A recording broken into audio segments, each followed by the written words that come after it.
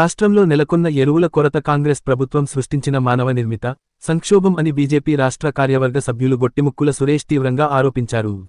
రైతుల కష్టాలను పట్టించుకోకుండా రాజకీయ స్వార్థ ప్రయోజనాల కోసం ఈ సమస్యను సృష్టిస్తున్నారని ఆయన అన్నారు.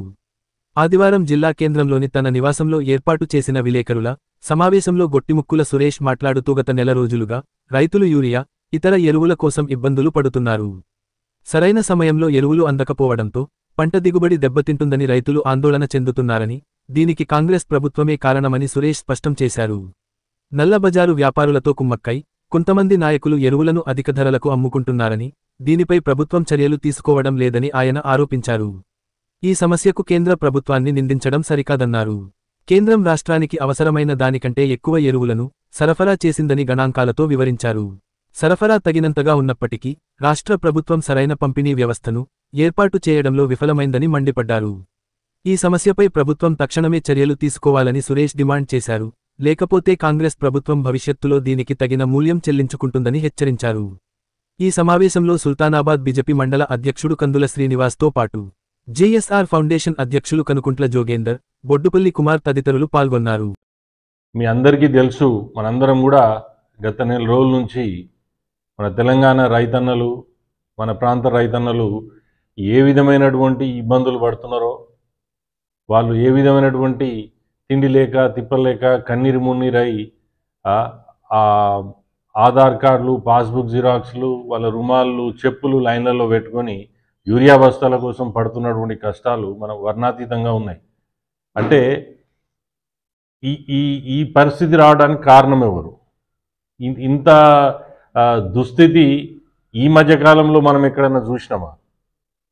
అంటే మేము అడిగేది ఏంటంటే, ఈ పరిస్థితి రావడానికి కారణము ఈ కాంగ్రెస్ ప్రభుత్వం కాదని రేవంత్ రెడ్డి గారిని అడుగుతున్నాను. అదేవిధంగా మన స్థానిక ఎమ్మెల్యే గారి చిత్తశుద్ధిని నేను కూడా ప్రశ్నిస్తున్నాను. మీకు ముఖ్యమంత్రి గారు చాలా దగ్గర కదా, మీ చిత్తశుద్ధి ఎటుపోయింది? మీరు రైతు పక్షపాతి కదా, మీరు బాగా చెప్తారు కదా, మరి ఏమైంది? మీరు చేసినటువంటి మీరు ఇక్కడ ఉన్నటువంటి కలెక్టర్ గారితో కావచ్చు, మిగతా డిపార్ట్మెంట్ వాళ్ళతో కావచ్చు, మీరు మండల వారిగా కావచ్చు, విలేజ్ వారిగా కావచ్చు, మీరు సమీక్షా సమావేశాలు పెట్టినరా? ఎందుకు పెడతలేరు? మీ చిత్తశుద్ధి ఎటుపోయింది? అంటే రైతు అంటే మీకు అంత చిన్న చూపా? మీరు ఇదంతా చేసుకుంటూ మీ కాంగ్రెస్ నాయకులు కొంతమంది బ్లాక్ మార్కెట్ చేసేటువంటి వ్యాపారస్తులతోటి దీన్ని బ్లాక్ మార్కెట్లోకి పంపించి ఇటువంటి పనికిమాలిన వ్యవహారం చేస్తూ, కొంతమంది రాజకీయ నాయకులు చేసినటువంటి ఈ బ్లాక్ మార్కెట్తో చేసి దీన్ని మొత్తం బ్లాక్ మార్కెట్కి పంపించి రైతుకి ఈ పరిస్థితి తీసుకొచ్చి మీరు కాదా?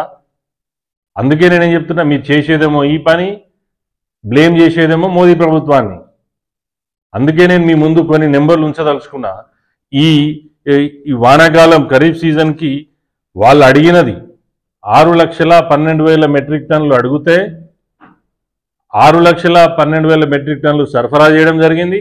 అందులో 4,36,000 మెట్రిక్ టన్నులు ఇప్పటి వరకు సప్లై కూడా చేసేసింది, రైతులందరికీ ఇచ్చారు. మిగతా 1,76,000 మెట్రిక్ టన్నులు స్టాక్లో ఉన్నాయి. దానికి అదనంగా కూడా 19,600 మెట్రిక్ టన్నులు కూడా ఇంకా మీకు ట్రాన్సిట్లో ఉన్నాయి. ఎందుకు సప్లై చేస్తలేరు? మళ్ళీ అదే ఏది నేను చెప్పింది, ఇంతకుముందు చెప్పిన డిఏపిది, మీకు యూరియాది డిఏపిది మీరు 1,85,000 మెట్రిక్ టన్నులను మీరు అడిగినరు.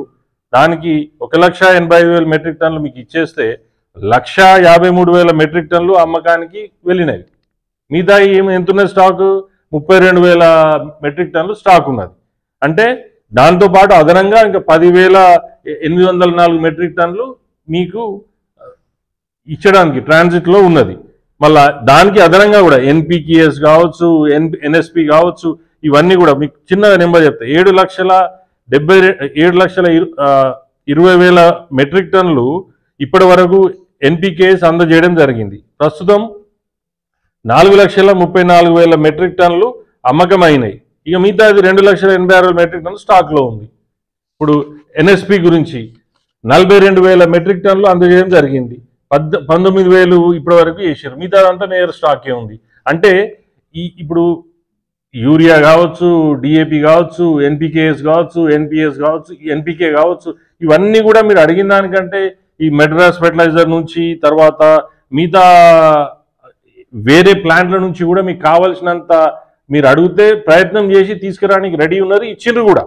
అయితే ప్రస్తుతం యూరియా ఇప్పుడు జరుగుతున్నటువంటి దీని కారణము మీరు సరైన రీతిలో ప్రాపర్గా ఆర్గనైజ్ చేసుకుంటూ సిస్టమ్ ప్రకారం ప్రాసెస్ ప్రకారం చేయకుండా రైతులను ఇబ్బంది పెట్టుకుంటా మీరు చేస్తున్నటువంటి ఈ వ్యవహారం అందరూ కూడా ఎంత ఇబ్బందికరంగా ఉందా అంటే, నిన్న పరామర్శకు పోయి రాగా మధ్యలో కలిస్తే నేను మాట్లాడుతుంటే వాళ్ళు ఒకళ్ళిద్దరు అంటే 2-3 చోట్ల నన్ను పట్టుకొని రైతుల గురించి మీరు మాట్లాడరా, యూరియా గురించి మీరు మాట్లాడరా, యూరియా గురించి మేము ఇంత పడుతుంటే కష్టం పట్టించుకోరా అని కూడా నన్ను క్వశ్చన్ చేస్తున్నారు. అడిగి నేను చాలా రోజులే కదా అట్లా పోతుంటే వాళ్ళు కలిసింది కదా అని చెప్పి ఆగుతాయి. అంటే నేను ఏమంటున్నా అంటే, ఎప్పుడైనా కానీ తెలంగాణకు సరిపోయేటువంటి యూరియా సప్లై కేంద్ర ప్రభుత్వం నుంచి మీరు ఎప్పుడు అడిగినా కానీ ఎక్కడ కూడా మీకు ఇబ్బంది లేకుంటే ఇచ్చిండ్రు. కానీ మీరేం చేస్తున్నారు, ముఖ్యమంత్రి గారు వచ్చేసి స్టాక్ మొత్తం ఉంది, ఎక్కడ కూడా ఇబ్బంది లేదు, అది క్రియేట్ చేసి మిగతా వ్యాపారస్తులు బ్లాక్ మార్కెట్ చేస్తున్నారని ముఖ్యమంత్రి గారు అంటారు. మంత్రులు వచ్చేసి కేంద్ర ప్రభుత్వాన్ని బ్లేమ్ చేస్తారు. ఇదంతా ఎవరిని గందరగోళానికి గురి చేస్తున్నారు, ఎవరిని అయోమయానికి గురి చేస్తున్నారు? మేము అడిగేది మిమ్మల్ని ఒక్కటే ప్రశ్నిస్తున్నాం ఏంటంటే, ఎమ్మెల్యే గారు దయచేసి మిమ్మల్ని కోరేది ఒకటే, మీరు ఇక్కడ మన ప్రాంతానికి, మన వ్యవసాయ ఆధారిత ప్రాంతం, మీకు ముఖ్యమంత్రి గారు కూడా దగ్గరే కదా, చాలా మంది చెప్తారు మీరు ఆయన జేబులో పెట్టుకునే తిరుగుతారట. మీరు ఒకసారి మరి ఆయన దగ్గర ఎందుకు అడుగుతలేరు? మీరు స్పెషల్ కేసుగా మా దగ్గర మన వ్యవసాయ ఆధారిత ప్రాంతం, ఇంతమంది రైతులు ఉంటారు, ఇది ఆధారిత ప్రాంతం కాబట్టి దీనికోసం ఎందుకు మీరు చేస్తలేరు? మీ కృషి ఎటుపోయింది? నేను అది మిమ్మల్ని మీ చిత్తశుద్ధిని ప్రశ్నిస్తున్నాను, మీరు ఎందుకు చేస్తలేరు? ఇక అంతకుముందు ప్రభుత్వం ఏమో ఖమ్మంలో రైతులకు బేడీలేసి జైల్లోకి పంపుతుంది. నిన్న మొన్న జరిగింది ఏంది?